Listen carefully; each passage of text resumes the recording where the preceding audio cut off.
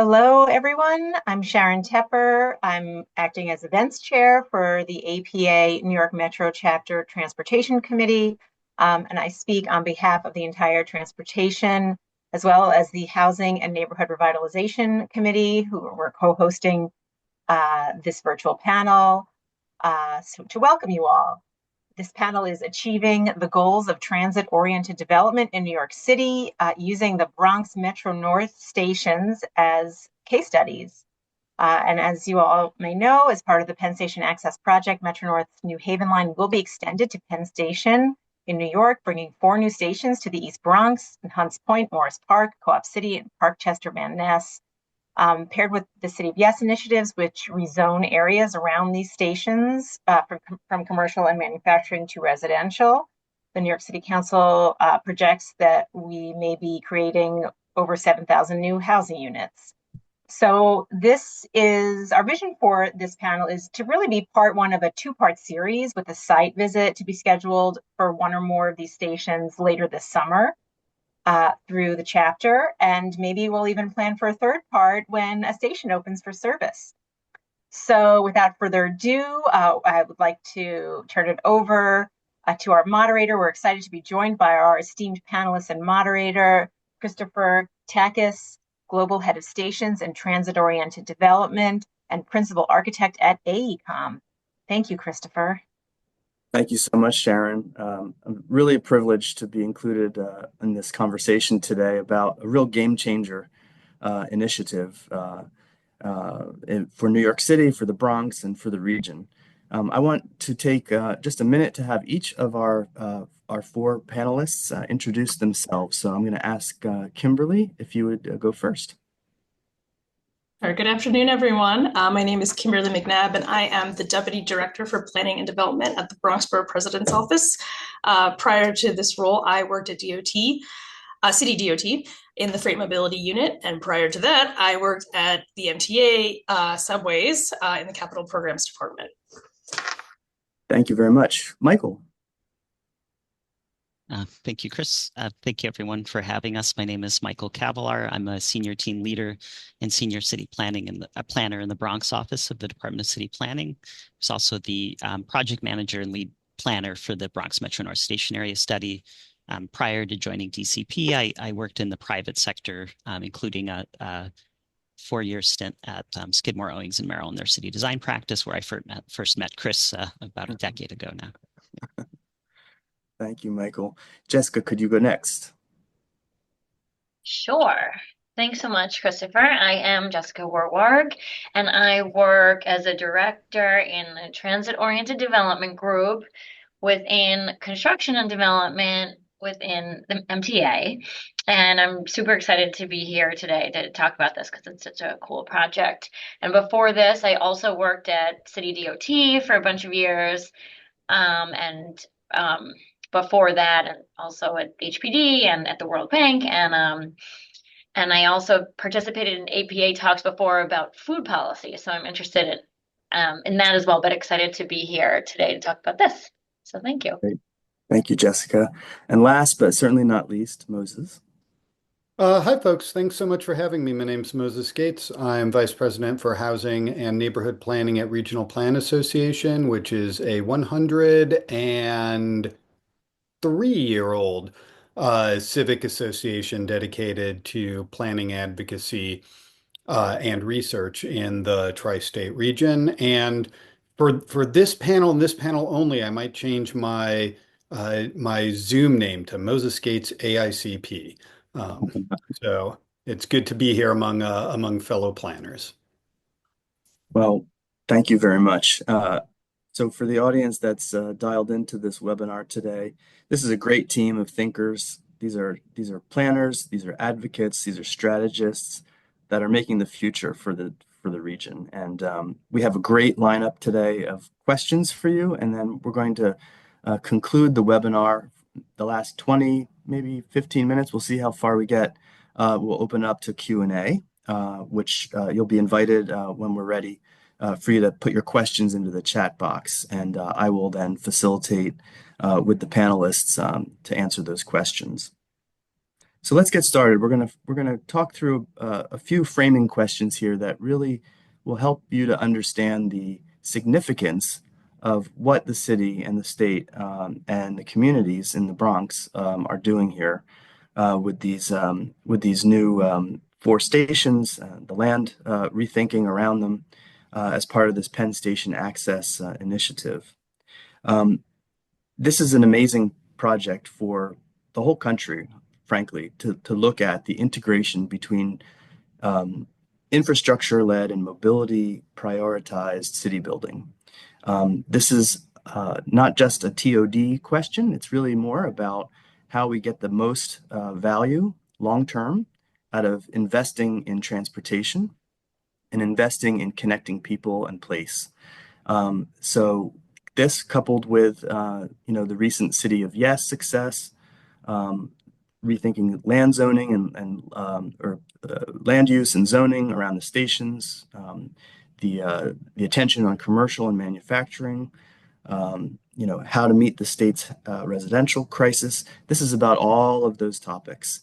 And I'm really, really excited to be part of this conversation because I feel like this is going to be not just a case study for people to learn from, but it's going to really throw the gauntlet in how to do it the right way.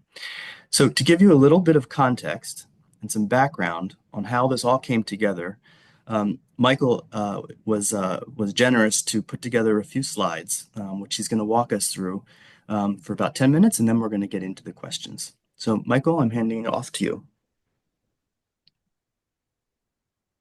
Lost my mute button for a second. Thank you, Chris.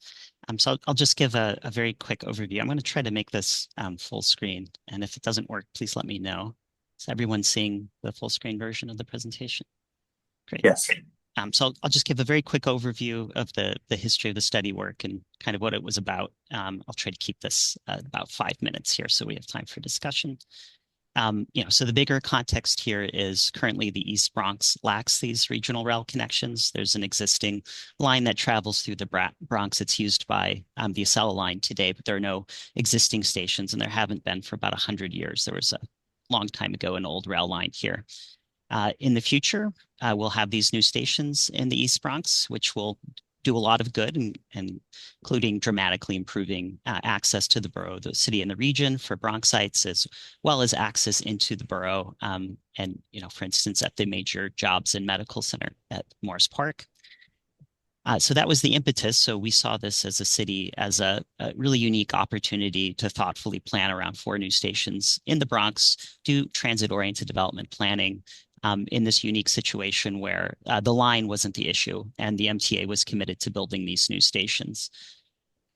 We saw this as an opportunity to do things such as creating new front doors for Bronx communities and our job centers. This is a sketch of what the future Morris Park Job Center might look like, as well as strengthening existing job centers and promoting jobs of the future. Again, Morris Park here. We saw it as an opportunity to re-envision key corridors as places for the community to meet, and to grow housing, facilitate new open space, and plan for improved public connections to and from nearby communities, as well as complementing new service with active uses such as expanded open spaces and new housing, and facilitating improved connections between new Metro North service and existing subway service, particularly at Hunts Point, which is the only station that's a quick transfer point, as well as providing for improved circulation to and from existing communities for all users. Just to sort of help understand how we sort of structured our thinking here, we had the 4 stations. The planning work touched on all 4 stations. With the stations at Co-op City and Hunts Point, our focus there had been more on improving connections to and from rather than land use changes. There are reasons for that. And then at Morris Park and Parkchester, Van Ness, which had been the subject of a previous initial study back in the early 2010s, we knew that we would likely be pursuing land use actions there, and that we had some major challenges at each of these stations as well. We did a lot of outreach as part of this. This is a very shortened presentation. I'd be happy to share links to the larger presentation. But we started officially in July of 2018. We launched together with the Borough President's Office, of course, the MTA and Metro North, a number of key agency partners. And we went out and we sort of did this sequence of public meetings in the community. We had a number of tracks going. This happened during the pandemic. We had to sort of readjust, and doesn't include this on this line here, but the final set of actions that were those actions at Morris Park and Parkchester Van Ness, as well as capital items at all 4 stations, were officially approved and adopted as law just at the end of this last year. Just to give you a sense of the sweep of agencies, this isn't exhaustive, and obviously there are a number of community groups and organizations we worked with over the years, but this is some of what we do as part of a study, and the value of DCP in these studies is sort of bringing together the agency partners and thinking collectively around the future, in this case of the station areas. I just want to note, I saw here as well, we have Yves Michel, who's formerly with MTA Capital Construction, who I didn't say this in the beginning, but had always one of my favorite lines about what the study was and what our relationship with the MTA was, which is the MTA's project was 100 feet wide and 15 miles long. And we were working together to make sure that everything that happened around those 100 feet and those 15 miles, that the neighborhoods were ready for these new stations. And it's a very good collaborative effort over the years. Just quickly on the proposal, we had a series of zoning map amendments. This is typical.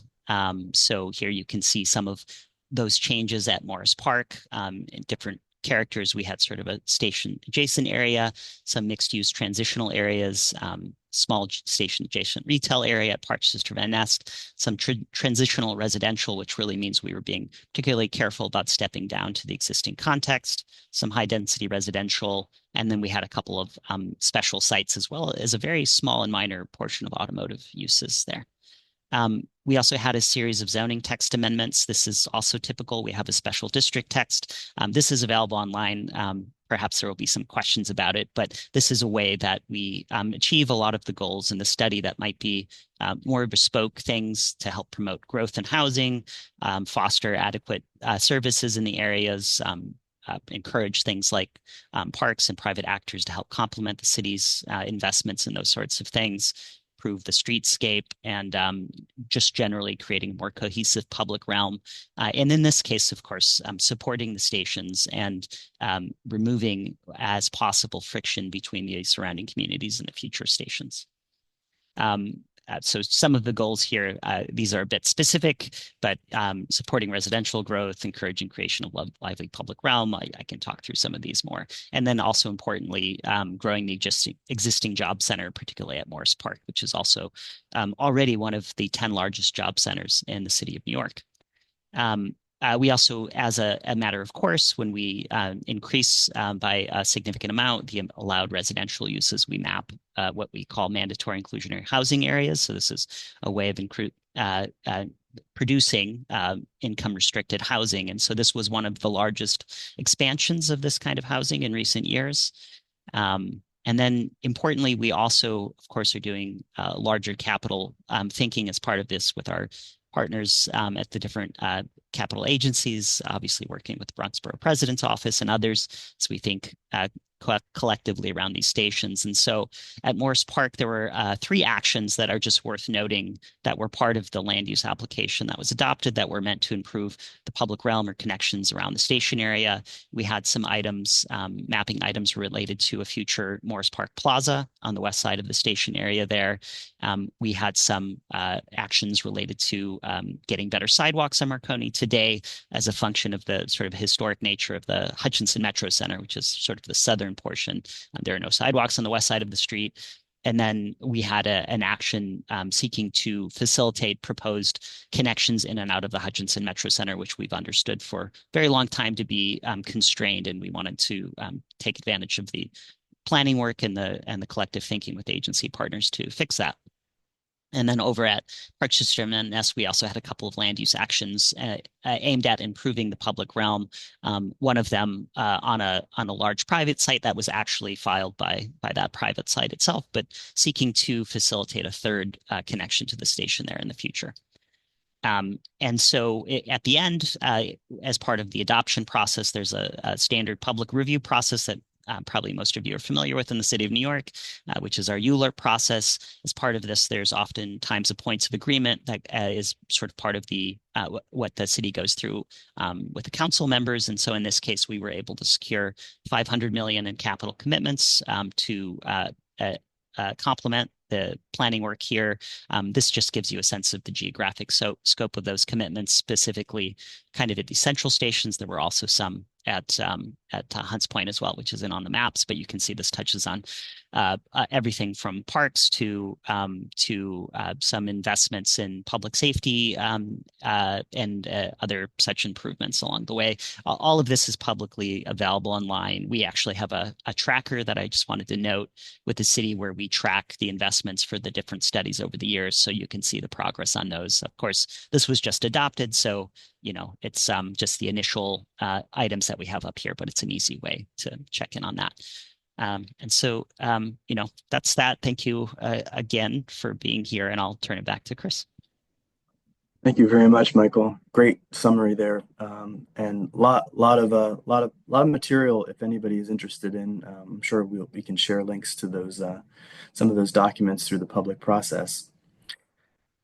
So, as Michael very succinctly summarized, this investment from the city is really about focusing on integration between transportation enhancements and facilitating, expansion and growth for the community, for revitalization. It's really about the future. And so my first question is about the future, and it's about how this vision fits within to a larger understanding and aspiration for regional growth. So I'm going to ask Moses, could you describe from your perspective, from the lens of RPA, how does the TOD that Michael described fit within a larger New York Metro regional framework? And what are the specific goals that you anticipate or outcomes that you anticipate as we look out 3, 5, 10, 20 years in the future? I think this is a terrific kind of opening salvo in turning New York State and the New York metro region into a truly TOD friendly kind of environment. I've often said New York City has to lead by example when it comes to asking the suburbs to really step it up in terms of development around their train stations. And this really does it. It is the twin strategies of trying to do connectivity to places that kind of have the right amount of development and really trying to grow the places that don't have the amount of development that the new infrastructure could support is the playbook. It's what we are all looking at. And as you go further and further out into the region, those first kind of places are fewer and fewer, and those second kind of places are kind of more and more.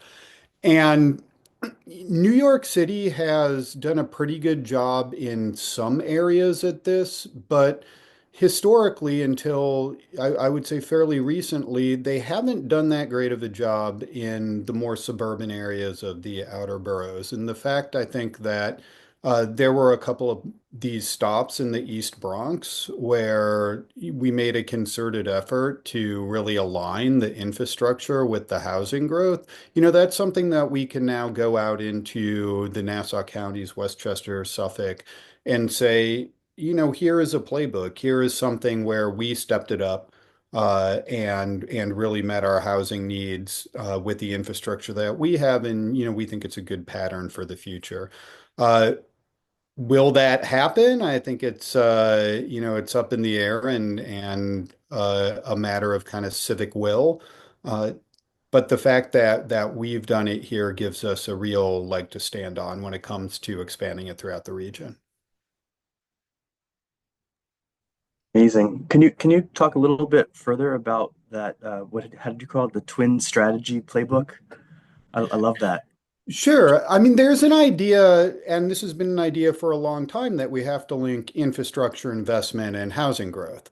The issue is that the existing infrastructure and the existing housing growth, it may match up correctly already, or it may be kind of skewed towards more infrastructure than is needed for the existing population, or a lot more people than the existing infrastructure can support. So you do need those twin strategies. You need to not just say, okay, any new transit investment means new housing, or any new housing means new transit investment. You have to look at what makes sense. And you have to look at what the existing conditions are. And, that's where I think this, the four stations, they really get that right. And they treated each station according to the kind of unique conditions that were there at the moment. And that's a strategy that we have to expand, that has a little more nuance than just, a dollar put towards housing means a dollar towards infrastructure. Great.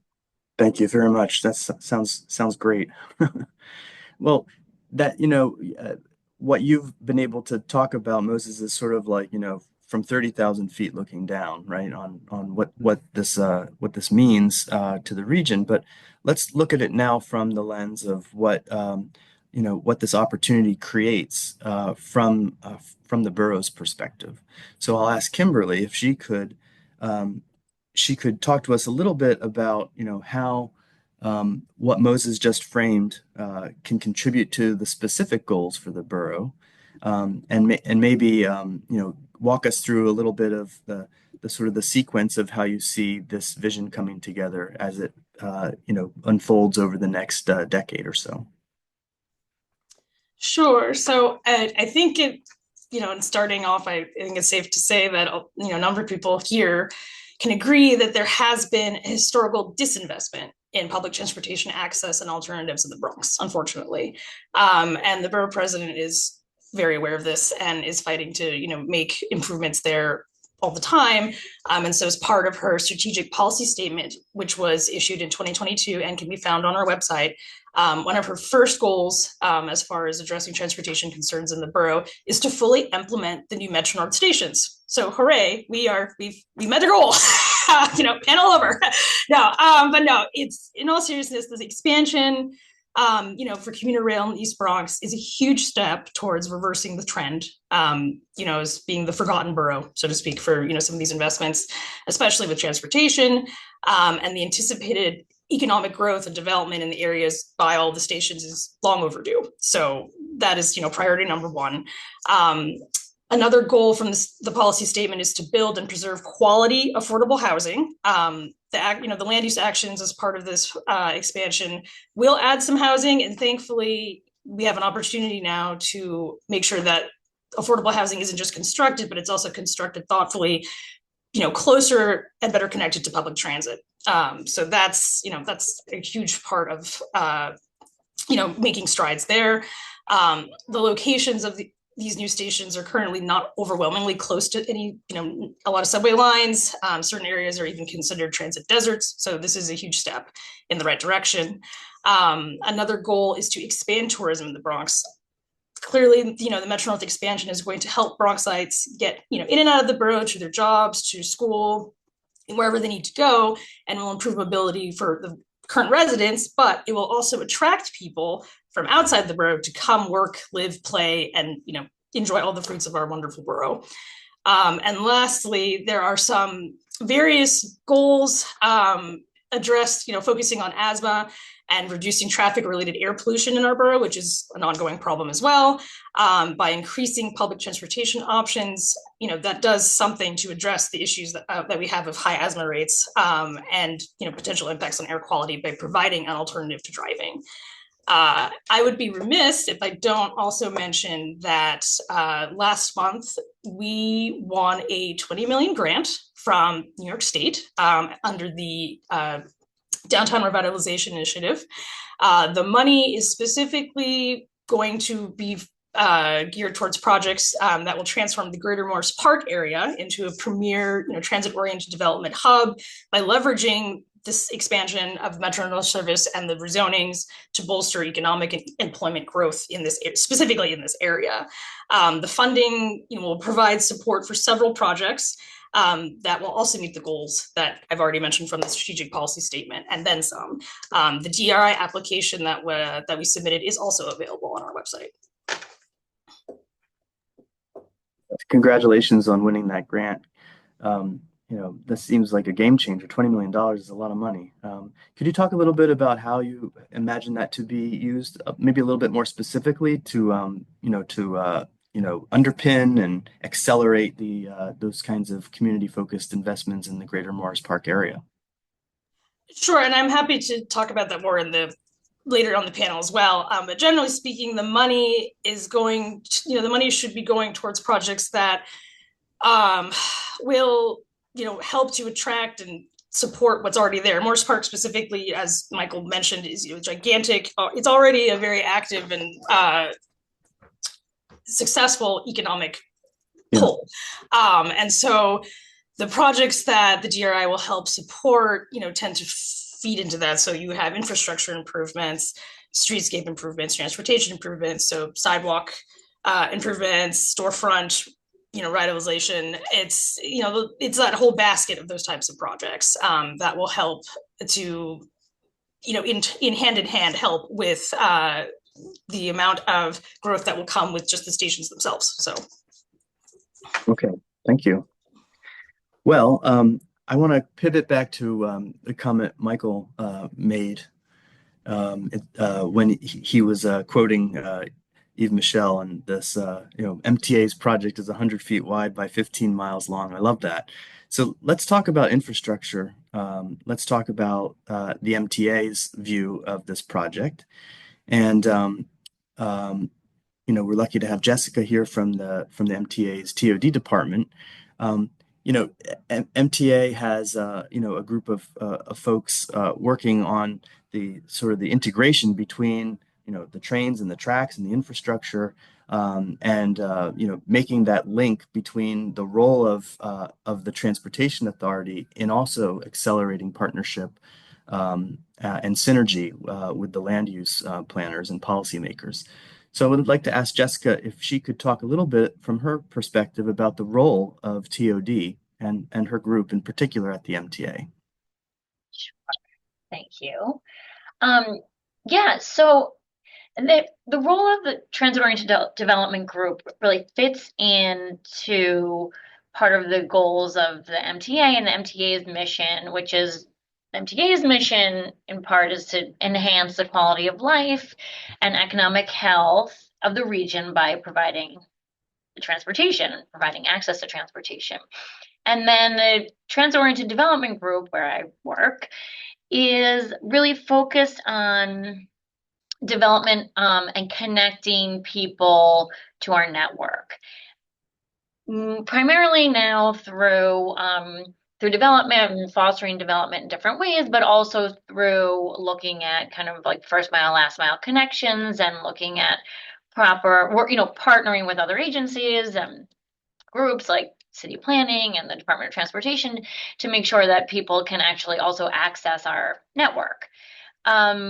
But yeah, the idea is that by better connecting people to our network, we're also enhancing walkability and connectivity. We're creating transit riders and generating value and revenue for the MTA. And there's kind of two parts of thinking about value. There's thinking about value by generating riders and by fostering the development of housing and just development in general around stations. We're creating riders, but also part of what the transit-oriented development group does is look at assets and property that is under MTA's jurisdiction and figuring out if there is ways to generate revenue and value by developing on those properties. However, for the Penn Station Access projects, there's not significant land that the MTA has that's available for housing development or other types of real estate development around the stations. We are, of course, developing the stations, but they're mostly kind of built like over the existing rail. And but what we really see, and we work so closely with city planning on the rezoning, is that there's just a lot of value in fostering and encouraging development around these stations because it'll really create new riders and help develop successful communities and neighborhoods around the stations and better connect the whole region, which is what this Penn Station Access line does.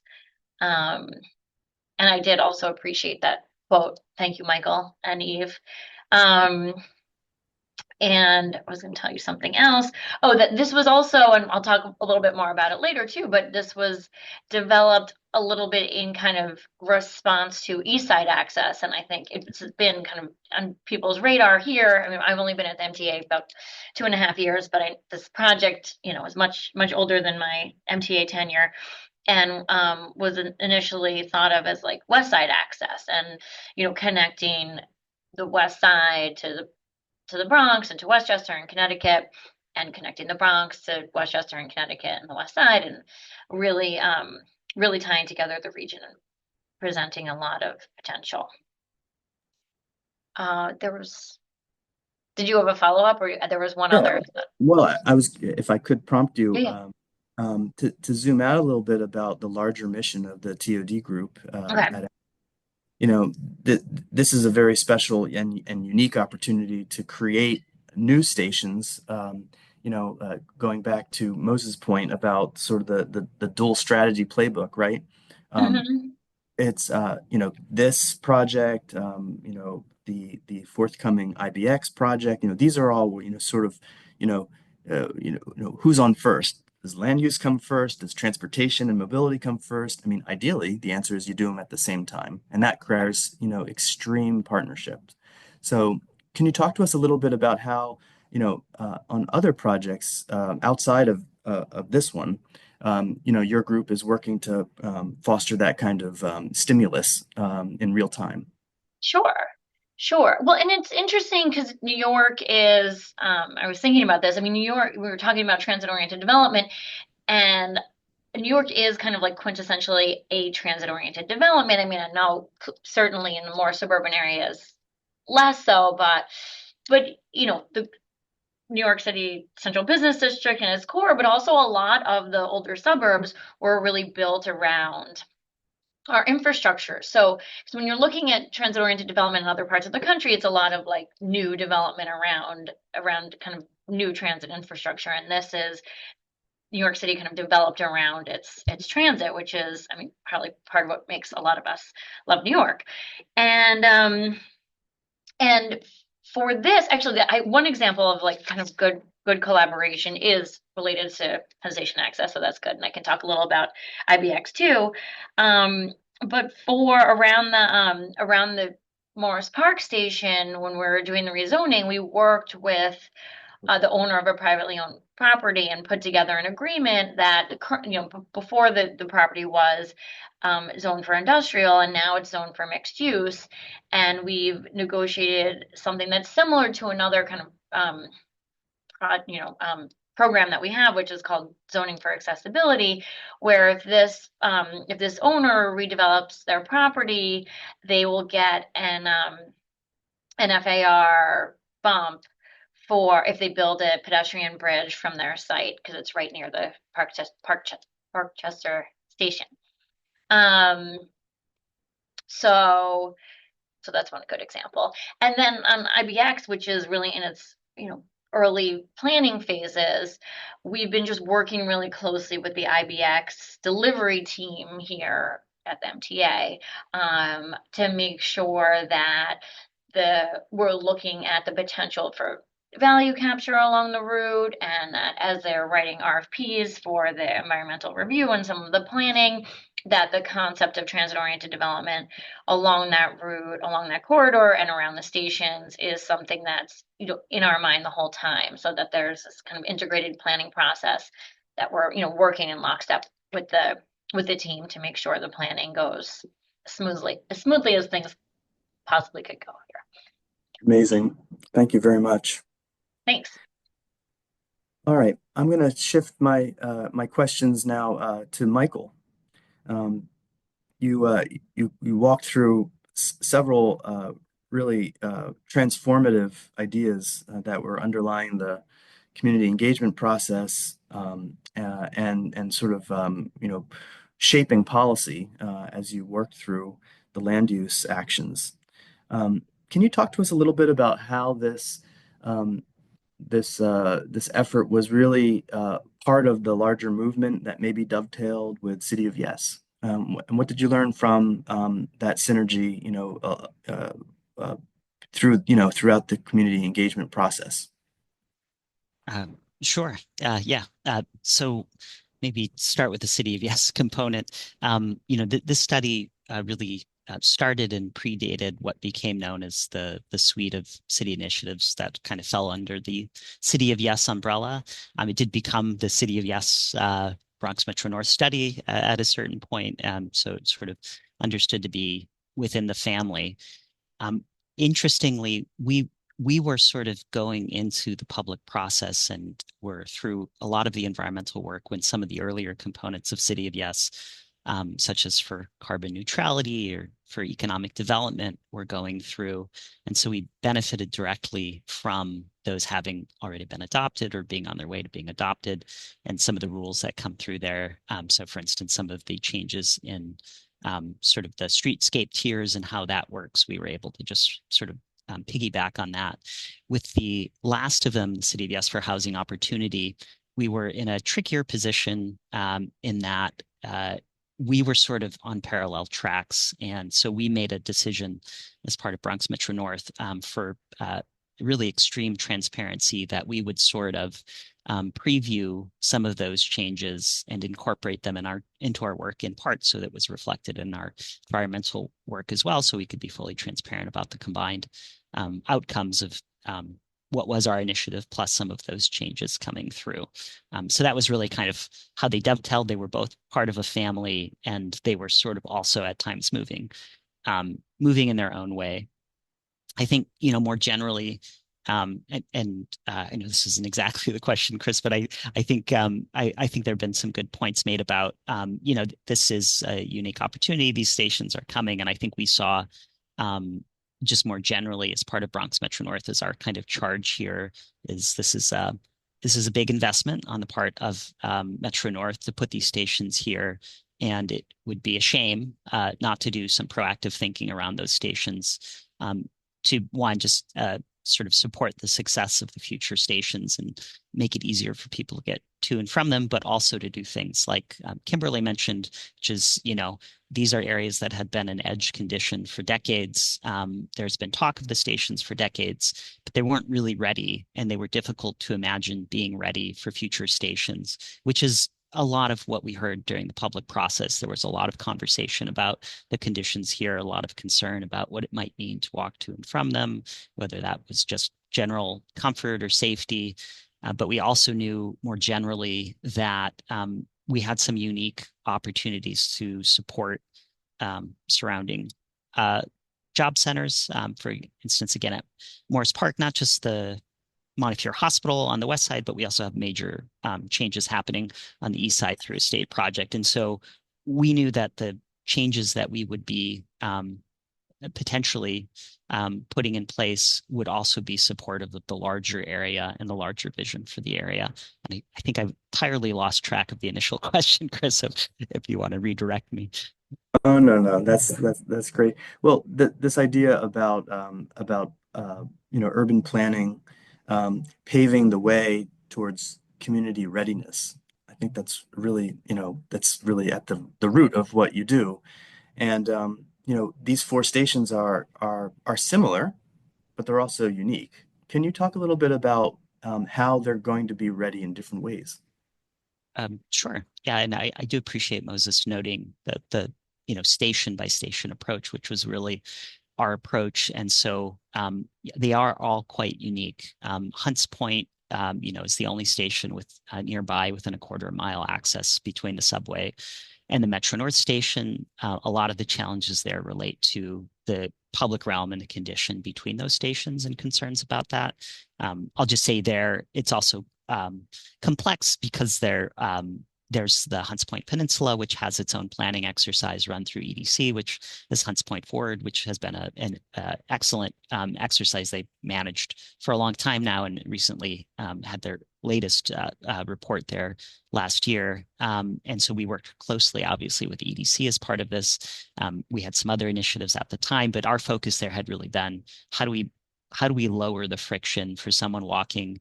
And for those not familiar with the area, the condition under the Bruckner is just a lot of environmental stressors when you're there. So that had been sort of a concern there.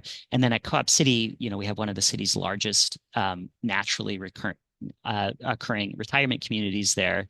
And it's quite large and it stretches pretty far north. And the station will be where the station needs to be, which is on the rail line, which is at the very southern portion of it.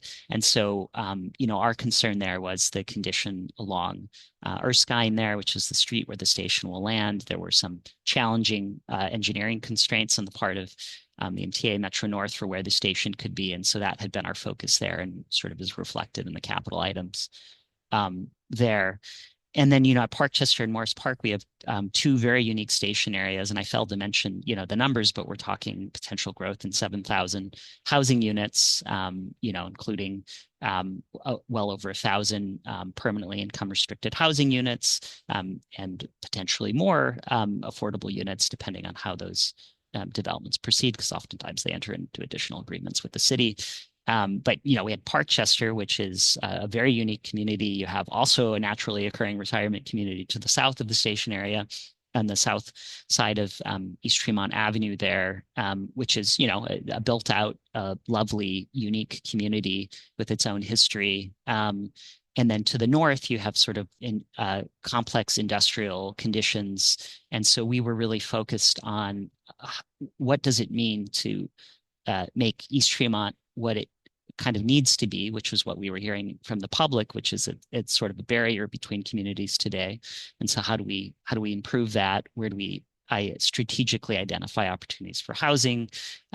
Where should the investments be? How do we embed in our special district text incentives for additional improvements and connections and those sorts of things that Jessica was referring to? And then at Morris Park, it's really a massive job center. That's just the condition today. We also knew that different entities such as Montefiore, which is now publicly sort of going out with their planning exercise there. How did they grow this campus?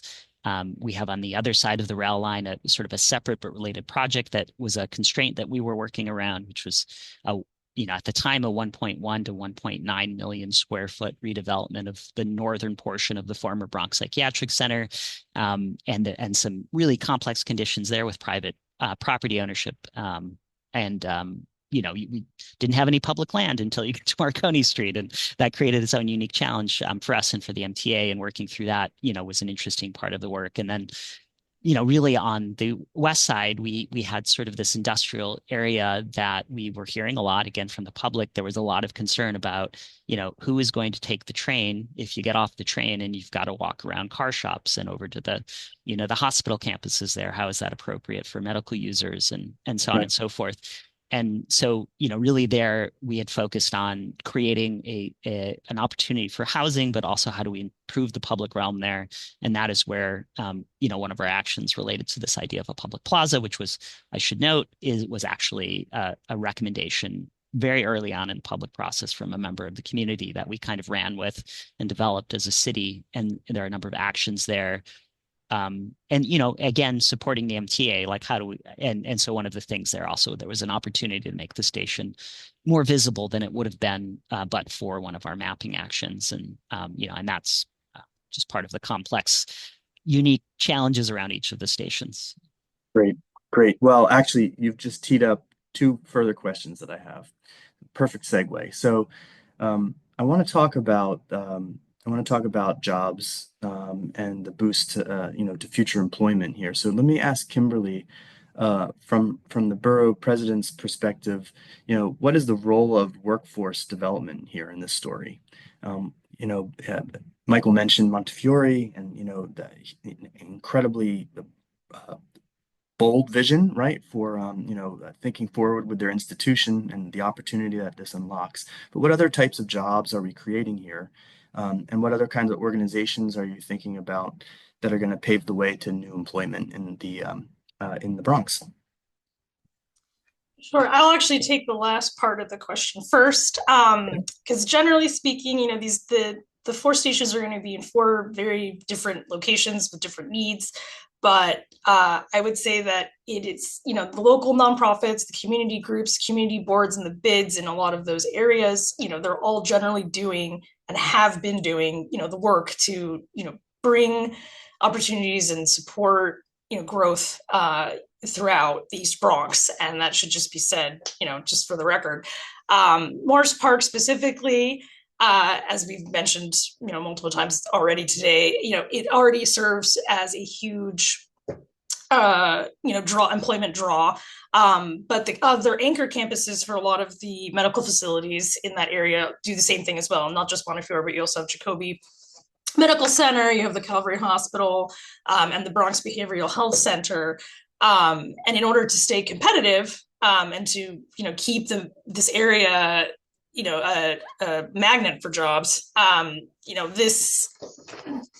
expansion for the Metro service is a game changer, and will allow people to get to their jobs more efficiently, but it will also encourage and maybe inspire other people to consider working there, working in these areas, because they have better access to it, essentially.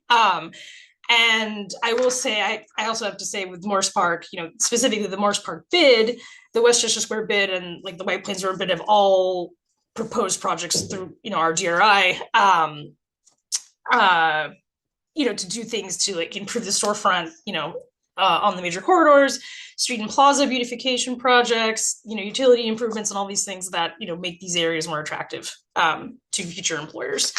I will say specifically the Hutch Metro Center, that's a huge draw in itself. That area, that complex essentially has 1.4 million square feet of medical and office space and is already employing over 8,000 people across various businesses.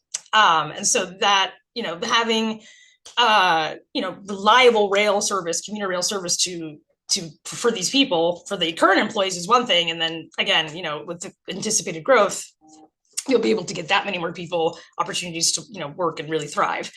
There are other, I will say there are also some proposals to do traffic improvements in this area and improve circulation. So like that, again, just further contributes to all of that. But the jobs in general, they're not just healthcare. When we were doing our research, we discovered that 1 in 3 residents who live in the Morris Park area specifically, at least, they work in educational services as well, or social assistant industries. And so it's not just about the medical force. There's so many other industries that are in this area. Same thing with, with Hunts Point. There's already a very established, production there of industries that are, for food and whatnot, that will only continue to grow and be supported with new employment and new development with the stations. And so those are the types of jobs that we want to keep. That's another big job, big hub for jobs in the Bronx. And we have to stay competitive. We have to, continue to draw people to these places. And this is, the expansion is definitely one way to secure, to secure those hubs to continue to provide those opportunities. Awesome, Kimberly. Thank you. Jessica, can you tell us a little bit about just the almost unbelievable amount of infrastructure improvements that is required to build a new access like this? I'm talking about not just rethinking the land area around the stations, but I'm talking about the MTA project, the real MTA stuff. Yes. Can you tell us a little bit about what this means to MTA? Sure. Well, and it's interesting because as I said earlier, I've only been here for 2.5 years, so I came in well after all outreach had begun, like before construction started, but like well after so much planning had gone into this, and sort of learned about this. I actually had initially met Michael when I was still at DOT because he was asking me, are we talking about community gardens, I think, along the route? But anyway, but one of the when I was digging into the history here, I was asking other people who had been involved in the process, and people are telling me how this has been in the works since the 90s, and the studies began in 2014. And part of what had made this project so exciting, I think initially was that the beauty of it was that it used existing infrastructure, which is still true. It's using existing infrastructure, but it turns out that some of the infrastructure needed some upgrades in order to get ready for real, these additional stations and service. So as part of the work that has to happen to make this great, in essence, this is 4 new ADA accessible Metro North stations in the East Bronx, and to support those, there are also 4 bridge rehabilitations that are involved, and there are more than 19 miles of new and rehabilitated track work that's happening. 4 new and 1 reconfigured interlockings, which I also had to learn about what that meant.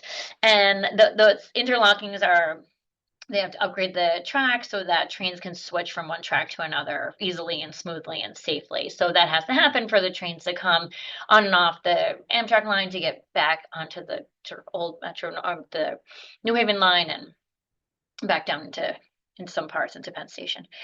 And that's actually in the works right now. The interlockings are being upgraded now. And 5 new substations and 2 upgraded substations. Reconfiguration of New Rochelle Yard in order to fit more trains and get them in and out. And the modernization of signal power and communication infrastructure.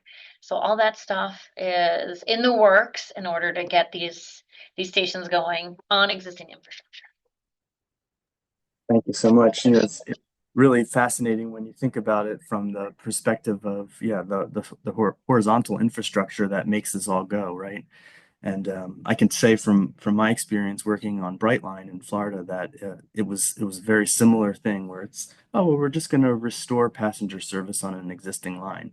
Well, that itself is a real paradigm shifter when you really get down to, the actual work that's required to run trains and have safe, reliable infrastructure.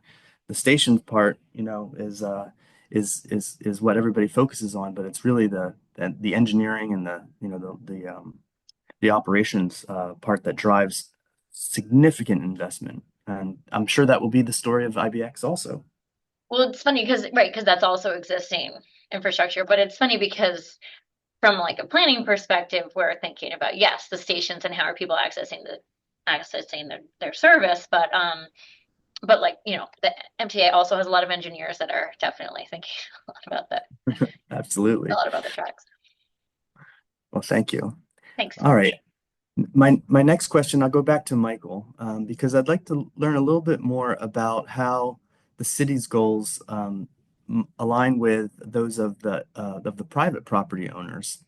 There's a dance here about, this is the sort of the art and science of the planner, right? Is to help everyone think forward in a way and then induce them to make good decisions in areas where it's really up to them. You can entice them with incentives and a strong vision that's inspired and supported by the community, but really trying to find the moments where there is extreme alignment, is so-called threading the needle that way. I'd love to hear a little bit more about what opportunities you found through your leadership to work in partnership with the private owners around the stations to spur development in ways that you and the borough president and the communities were hoping. Sure. Yeah, I'm happy to respond to that. I'll try to give a couple of specific examples as well. Just more generally, it was really important to us starting that the planning work around it be done in a coordinated way. And, for that, we did have a couple of large properties where we knew there were property owners that were interested in moving.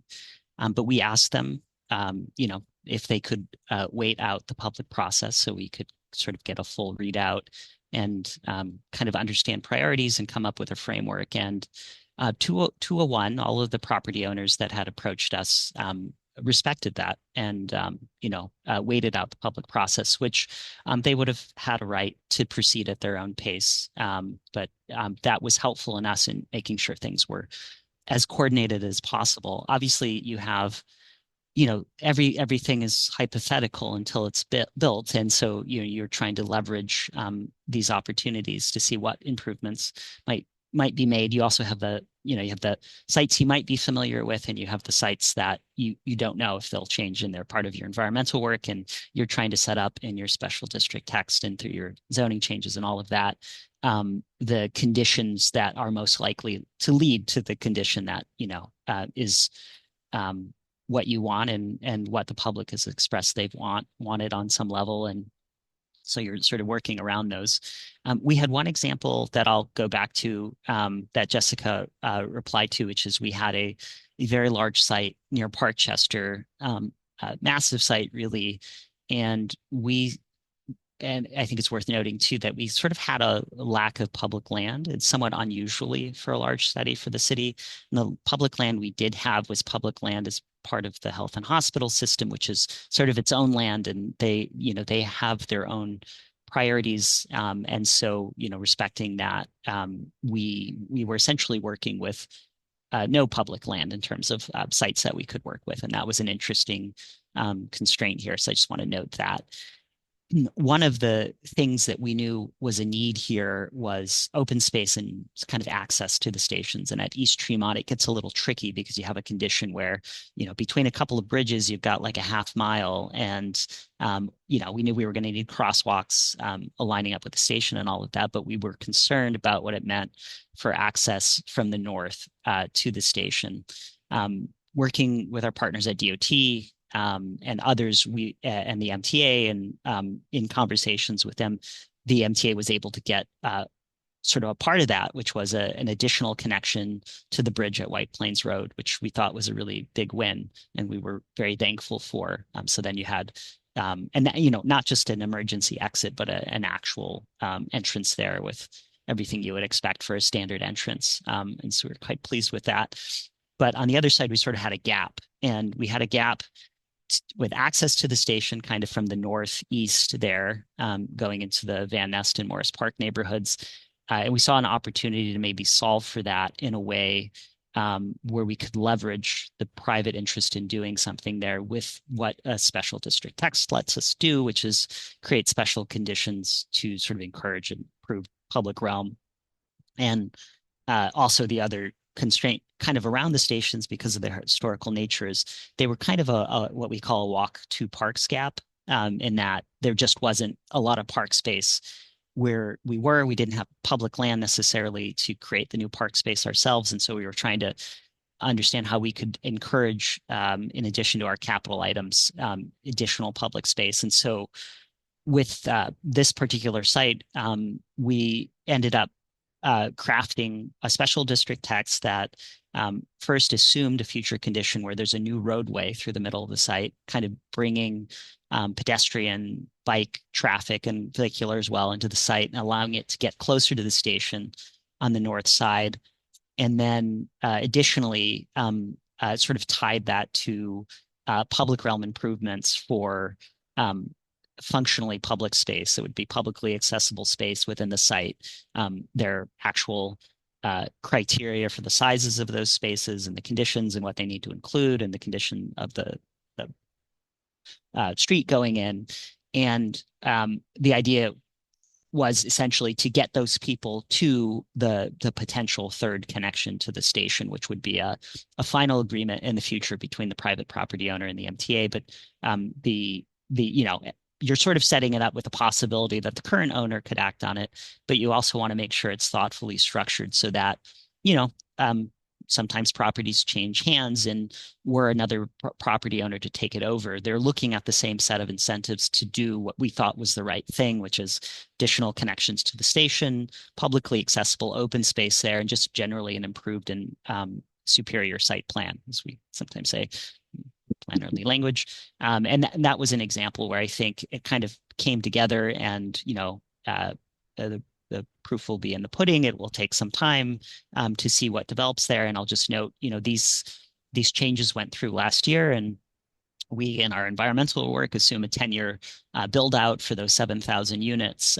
But different local circumstances can change the timing on that. And So we'll see. But that is just one example. I'll also just say over at Morris Park, where we had a vision for some public space, a plaza space on the west side of the rail line. We also wanted to provide an incentive for additional actors to complement that space, essentially potentially expanding it. And so we have a special mechanism there as well, and whereby a private actor meeting a certain set of criteria within a certain subdistrict, they could come back to the city planning commission and propose an improvement, and in exchange, at the discretion of the city planning commission, would be granted an FAR bonus for that, and the flexibility they would need to shift that around within their site. So we were trying to go at it from all sides, and there are a number of other capital items that went to parks and things like that in the surrounding areas. But in terms of the immediate areas around the stations, we were very constrained in what we had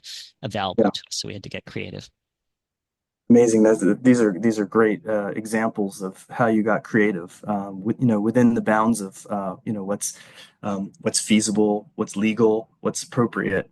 But for all the planners who are in the audience of this webinar, from experience that this is very complex business to do that, and it takes a lot of energy and sweat equity also to invest in leading that conversation and showing the way to make the right decisions that really do deliver on the benefits. So my last question is going to be a little bit on that topic looking forward. Michael, you gave me another great quote there. Everything is hypothetical until it's built. I love that. So thinking about when this is built, 7,000 housing units, 4 new stations, really moving the needle for the East Bronx. My question, let's ask Moses this. What have we learned so far through this process? Any lessons learned that we can use to climb the stair, so to speak, as the region is thinking forward into the next transformative game changer investments like Second Avenue Subway Phase 2 or the IBX, which we mentioned.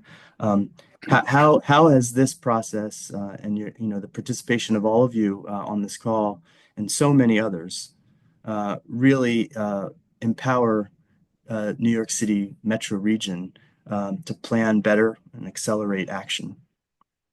Sure. I mean, I think we've learned a lot. I think on a more inspirational level, we've learned, these things are difficult, but they can be done. And you can get through the process and you can build things.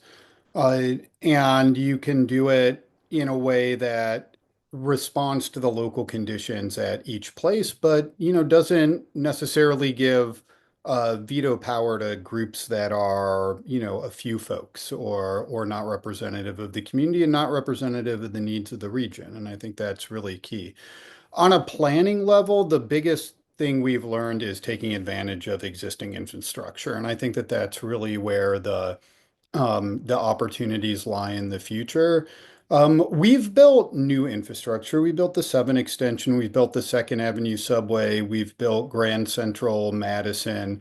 But when you look at the cost per rider or the cost per built mile or any kind of bang for your buck metric, it's a order of magnitude different from the infrastructure investments that take advantage of existing right of ways, existing infrastructure. And so I think that's what we're really looking at. The IBX is something that us at RPA are hugely excited about and have been since the 1990s, that I think really goes in that direction.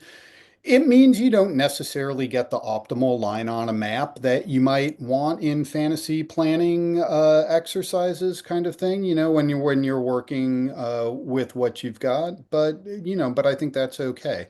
And I want to really point out the infrastructure opportunities in the suburb. Nassau County has the most commuter rail stations of any fully suburban county in the United States of America. And Suffolk and Westchester are third and fourth. Or sorry, Suffolk and Westchester are second and fourth.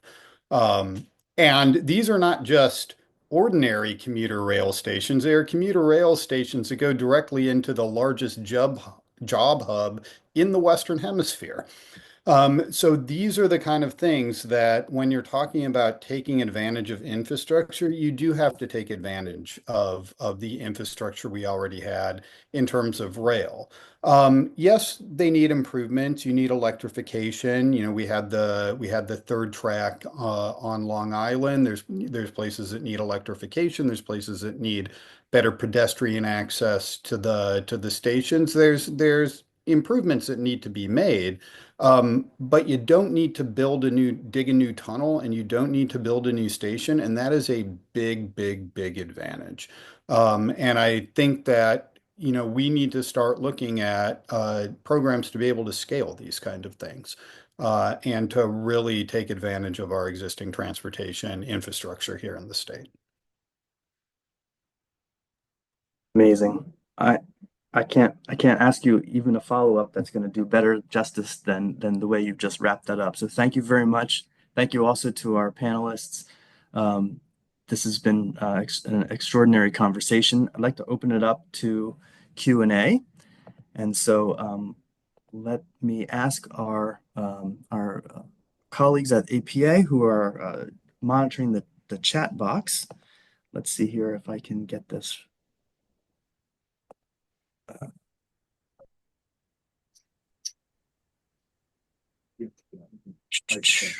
Christopher, if it's easier, we can read some of those questions off for you as well. Yeah, why don't you do that, because I'm not sure I'm looking at the right chat Sure, box here. sure. Thank you very much. So yeah, Aiden Simpson asked about stakeholder cooperation and was wondering about balancing this with bureaucracy and how that might slow down solutions for urgent issues. Interesting. Which of our panelists would like to take that one? Balancing bureaucracy. Kimberly, that one might be for you to start on.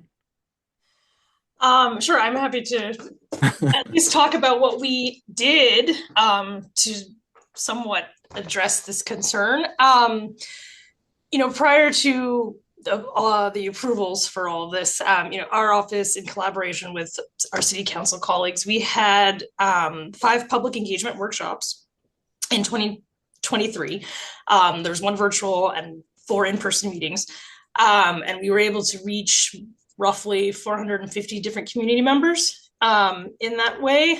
We had the workshops in partnership with Councilmember Amanda Farias, Kevin Riley, Rafael Salamanca, and Marjorie Velasquez. And each of the meetings were in locations by where the new stations are going to be. So this was an opportunity for the public to, you know, have a direct voice with their elected officials, you know, in the planning process anyways. And they were it was a successful series of events, you know, not just in terms of turnout, but just in getting feedback from the community. You know, there were a lot of common themes. People were very concerned about, you know, all kinds of things. So safety, as far as, you know, being pedestrian, for pedestrians, and improvements for, you know, traffic improvements and all that. But, you know, that is, you know, all of that is summarized very well in the report that we do have on our website.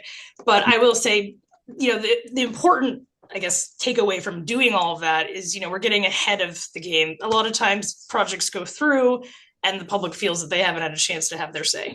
And so, you know, it was very important to our office to have these opportunities ahead of time. I mean, through the ULEP process, we are obligated essentially to have a public hearing, you know, that's another opportunity for the public to, you know, have their say. But, you know, that in itself, you know, for something this large might not have been enough. And so I think it was very proactive of our office to do this. You know, moving forward, now that everything's approved and is starting, you know, we're just getting shovels in the ground and all that, you know, there's all kinds of things that might come up.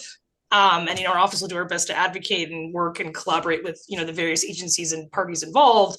But essentially, you know, we have to just move forward. And, you know, we will play the role that we can, essentially. But, you know, there's always things that you can't predict. You know, there's always things that might come up. But I would just like to say that, at least from our office, like, you know, we are big advocates for this project. And so, you know, we will do whatever we can, you know, to support it as it moves forward. Thank you very much. Chris, So, I'm happy just adding a little from city planning's side Please. to that. I agree Yeah. with everything that Kimberly said, and we very much enjoyed and appreciated the events that they hosted together with the CEMs. And prior to that, we had been out for a number of years, and I think everyone on this call knows it, but I'll say the obvious: the the benefit of a sort of a larger planning exercise is having a space in which you can think creatively about the future around the stations without it necessarily yet meaning that you've committed any capital agency's budget to that solution, because that can be a challenge when you have different city agencies with competing priorities and oftentimes constrained budgets. And so just creating a space where you can think through that, and obviously those agency partners being a big part of it, and then knowing that in the process you will eventually come up with a list of concrete specific capital improvements, and there will be a process for securing funds for those and that sort of thing. But it was a lot of close coordination, a lot of sensitivity to the competing demands that the different agencies were facing along the way. And not just different agencies, but being sensitive to the MTA's own objectives and need to keep the study on schedule, or the work on schedule, and so forth. So, obviously there's New York City is a very large, complex system, and it can be challenging to do that sort of coordinated planning. But I think the studies allow for that space, and they be quite efficient in kind of coming up with a set of meaningful and actionable steps that you can move things forward with. But excellent. I am looking at the chat here, and I see that Eve asked an interesting question. Actually, this is an essential question as far as I'm concerned. And I think if you're not a planner, or an architect or an engineer that works on these types of complex public-private city building projects, especially if you're a taxpayer, you will ask this question. Okay, we're doing this big project. It's going to be transformative. It's going to create all kinds of jobs. It's going to change, the pace of creating new housing. You're going to get all this density. It's going to raise a lot of tax revenues, right? So how can we leverage the tax revenue that's created to help pay for the transportation investments? It's a little bit of a chicken or the egg question, but it's a fair one, and it's asked everywhere. Can you capture value, and can you put the value into the capital cost of the transportation, which is the T in the TOD? So I'd like to ask opinions about that. I know that it's a real art to do this in a way that is making sense. Obviously, when you think about the T and the D, you're definitely creating value. Who's capturing that value, and how can we do that in a way that makes sense for the taxpayers? So I'm going to ask, who am I going to ask this question for? Jessica, can I ask you to start from a perspective from the MTA? Sure. I had a feeling this was coming to me. My dad is a retired tax attorney. I am not a tax expert and not an expert on exactly how.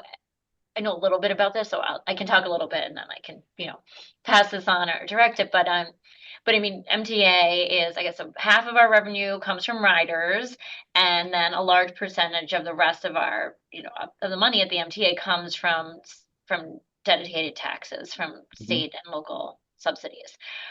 So it comes through in different targeted taxes. There's like some mortgage recording taxes that we get a portion of, and petroleum business taxes that we get a portion of, metropolitan mass transportation operating assistance. And so all these different pieces come in, and it's like state legislated how we get how and when we get tax money. So, I mean, I think for this, that if we were specifically going to target IBX or another specific project through tax value capture through taxes, this would have to go through the governor's office.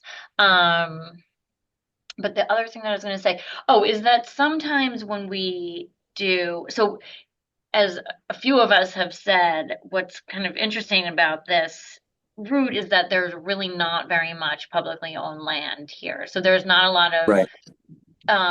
ability for the MTA to generate revenue from like from a development specifically, because sometimes what we'll do, and not on the Penn Station Access route, but like in other areas where we own property, is sometimes we would develop it, issue an RFP, select a developer, and then execute a ground lease, so that then the ground lease payments go to us from the developer, and also we would, because MTA doesn't pay taxes, which sometimes the deals are structured in a way where we capture some of the money as payment in lieu of taxes that will then get back to put into the capital program. But this is not as relevant in the Penn Station Access route. Right. Interesting. Okay. Thank you. I want to build on that. There's a question from Adam Kaufman. He's a planner for Metro North Community in Westchester. Adam is wondering about the impacts or the potential upgrades to infrastructure in response to the TOD, such as sewer, water, roads, pedestrian, and school infrastructure. So what are the panelists' thoughts on New York State impact fees to help pay for these improvements? Because surely, without additional funds, these outcomes could be a big concern, maybe even a major concern for the suburban communities to accommodate the TOD projects, which are, ultimately beneficial, but do come with a price tag. Any thoughts on leveraging New York State impact fees? I mean, I will try to take this one. I think the first thing that you have to do before you start to talk about mechanisms is you actually have to quantify what infrastructure investments are needed. Mm, And I have never met any community anywhere from Manhattan to Montauk that thinks they don't need infrastructure investments, especially if they're going to accommodate new housing. And, a lot of times that's correct, and sometimes it's not correct. There's been many communities that say we can't take the extra school children, you look at their school enrollment and it's 20% less than it was 5 years ago, because of COVID. So I think the biggest thing you have to do is actually quantify it. And my response is, we're at a planning event, so planners all get this. My response is like that's what the EIS is for. And I think that's, kind of an important thing. When you're talking about impact, but there are infrastructure investments, to either a larger or smaller extent that are going to be needed. And I think that the state very much has a role in those infrastructure investments. I think when you're talking about specific mechanisms, it's a little tricky. If you're talking about impact fees, you're talking about direct state aid, or you're talking about what the state has been doing, which is conditioning some of it on being a pro-housing community. They all kind of have their pluses and minuses, and they all kind of have their different impacts on different types of areas. Impact fees, there's the argument that it makes development less feasible because it adds expense. It especially makes it less feasible and adds expense in lower market areas, right. which might keep lower market areas from adding the housing and the infrastructure they need. So that's kind of one point that way. Whereas having a little bit more direct funding from the state for infrastructure improvements, it also raises other issues of equity and how those are distributed and kind of how they come to be. So there's pluses and minuses, I would say to all those approaches, but the money does have to come from somewhere. Yeah. Yeah. Yeah. Who pays for what, right? Mhm. Michael, could you talk a little bit about how this topic was infused throughout the planning process? Sure. Yeah. You know, uh, Obviously we were aware of infrastructure needs, and when you're planning for growth, as Moses points out, you're analyzing what those needs might be in that future condition. So it sort of played out in both. what is our projection telling us, and what might we need in the future condition to mitigate and allow for that growth. And that's everything from sewer and wastewater to schools. We do obviously full analysis, we parks, and all of the stuff that goes into a typical analysis. So that we have that side, but we also have the kind of proactive capital planning side and understanding, even in advance. And so, for instance, DEP has a number of large projects that are directly beneficial. We had funds included in the 500 million that went to capital agencies. That includes some funding for their cloudburst project in the area, and sort of understanding how we can improve and proactively address some of these conditions. But some of them are difficult, some of them requiring monitoring. I think the school example is a really good example, where we were seeing both the numbers go down in terms of school enrollment, and knowing, though, we were projecting a significant amount of growth, and knowing that not a single one of those units is going to be open for at least a couple of years, and it takes time for those things to come online. It takes time to reset a land use pattern around transit for a region, and and so some of the commitments are ongoing monitoring of those things and agreements with city agencies to do that kind of work. Yeah. Okay, thanks. I'm going to stick with you for the final question that we have here. This is from Maisha Hunter. She's got a question about historic preservation and planning. Michael, you referred to an older railway nearby. Can the panel address TOD efforts with respect to historic preservation? Any historic train stations remain? The relationship to city or state landmarks and historic National Register districts, et cetera. Can you talk a little bit about that subject? Because, in addition to the future forward, perspective, this project is about really celebrating, the legacy of these incredible places, which, as you pointed out at the beginning, were really developed around train systems. And how does that shape our thinking a little bit about culture, about community, and about preservation? Yeah, I really appreciate the question. These stations are absolutely unique. There are some historic train stations. There are a couple of Cass Gilbert stations along the way. One of them at Hunts Point that cannot be used as the primary station, but is right there on the Hunts Point Bridge. There's another one at Westchester Avenue, which is beautiful. And there's a group working through trying to understand how they might be able to restore that one right now. And there's actually, I saw in the chat, there's actually a station on Sackett, which was the old Morris Park station. So the neighborhood, for those that don't know, there was a racetrack here. You can find old maps of it, and people used to come up on the train to go see the races. You'll see elements of that, like the bid has a horse in their logo, the Morris Park bid run by Cornelia Teplis, which is a reference to that. Well, when we were in conversations with folks at Co-op City, people would refer to the old stables when they were trying to point us on a map, and so things like that. There's a development called the Equestrian, so you get these kind of elements, and unfortunately, there are no designated historic sites within the rezoning area itself, but there is a very unique community, which is the Parkchester Special Planned Community Preservation District. So there's actually a designation in the zoning resolution. There are only 4 of these districts in the entire city, and they were all built around the same time, and they were all designated in the 70s. And, Parkchester's absolutely unique history. It was an old orphanage. It was developed as this sort of middle income community, which at the time was way out in the East Bronx.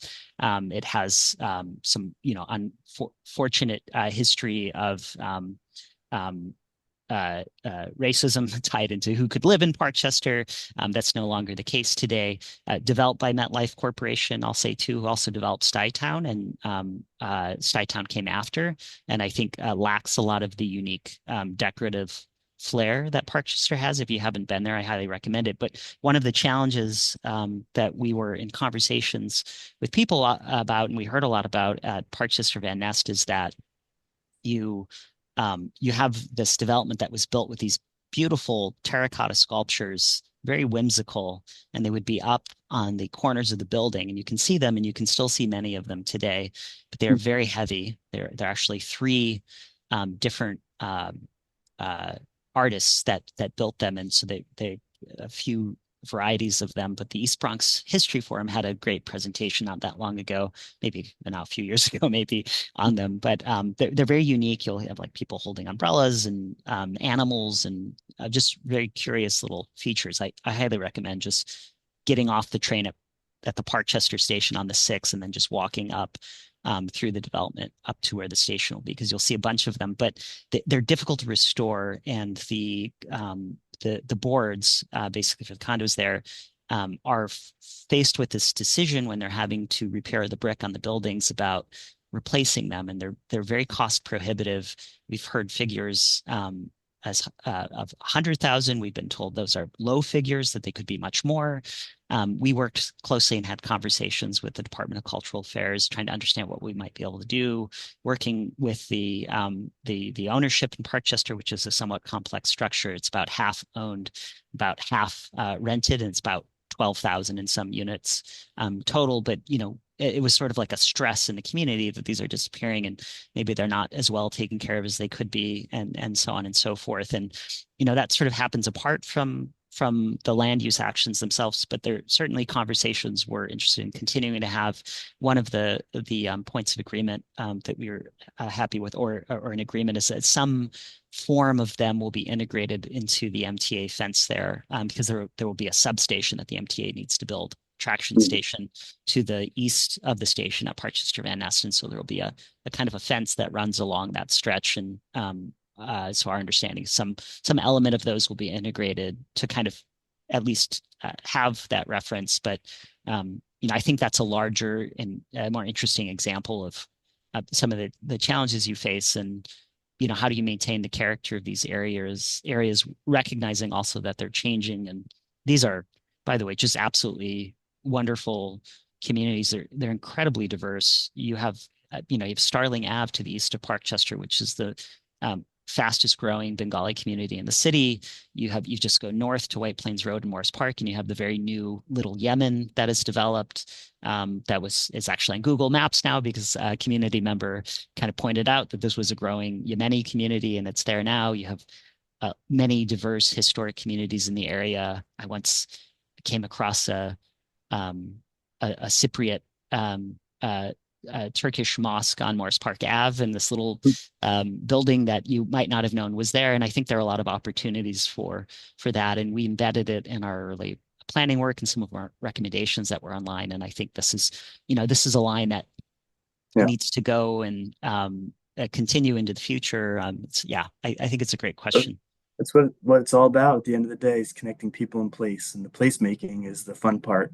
Going forward, this is where we start designing that future. So thank you very much. That's a great answer. I hope that we addressed these questions.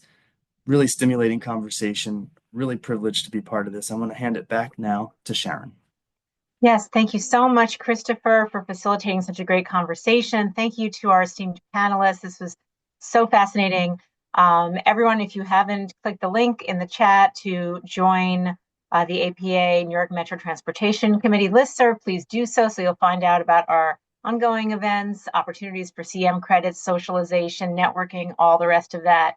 And look out for a notification of to take a walking tour together, and then maybe we can see some of these great parts of the neighborhood that, Michael, you've shared with us already. And thank you so much for attending, everyone, and hope you have a good, safe day. Thank you.